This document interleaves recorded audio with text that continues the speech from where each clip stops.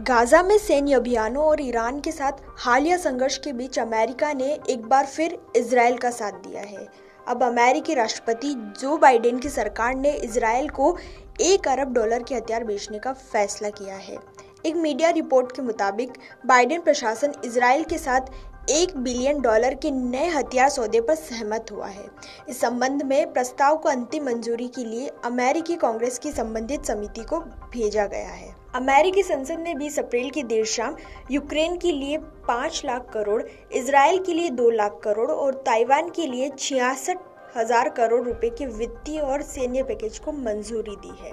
हथियार सौदे के अनुसार इजरायली प्रधानमंत्री बेंजामिन नेतन्याहू की सेना को अमेरिका से तोपखाने के गोले और मोर्टार के गोले मिलेंगे। संयोग से 7 अक्टूबर को फिलिस्तीनी सशस्त्र समूह हमास के साथ इजरायल के संघर्ष की शुरुआत के बाद अमेरिका नेतन्याहू सरकार के साथ खड़ा था।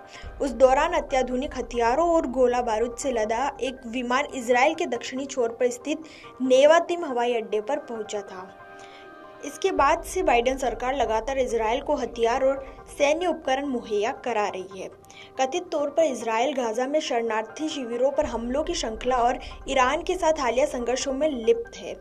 पिछले शनिवार यानी कि 13 अप्रैल की रात को ईरानी सेना ने करीब 200 ड्रोन और मिसाइलों से इजरायल पर हमला कर दिया था। हालांकि इजरायल अमेरिका और जॉर्डन जैसे देशों द्वारा समर्थित एक मजबूत एंटी मिसाइल प्रणाली के साथ लगभग 99% ड्रोन और मिसाइलों को नाकाम कर चुका है, जिससे उसे कोई विशेष क्षति नहीं हुई। इससे पहले 1 अप्रैल को इजरायल ने सीरिया की राजधानी दमिश्क में ईरानी दूतावास पर मिसाइल हमला किया था। इस हमले में कई ईरानी राजनयिक और सैन्य प्रतिनिधि मारे गए। यही कारण था कि ईरान ने इजरायल पर जवाबी हमला बोला, लेकिन इजरायल को अमेरिका का समर्थन कोई नई बात नहीं है। इजरायल देश बनने के शुरुआती दिनों से ही अमेरिका को इजरायलियों के रक्षक के रूप में देखा जाता रहा है। अमेरिकी संसद ने 20 अप्रैल की देर शाम यूक्रेन के लिए 5 लाख करोड़, इजरायल के लिए 2 लाख करोड़ और ताइवान के लिए 66,000 करोड़ रुपए के वित्तीय और सैन्य पैकेज को मंजूरी दी है। इजरायल को सहायता देने वाला पैकेज सदन में 366 से 58 से पारित हुआ।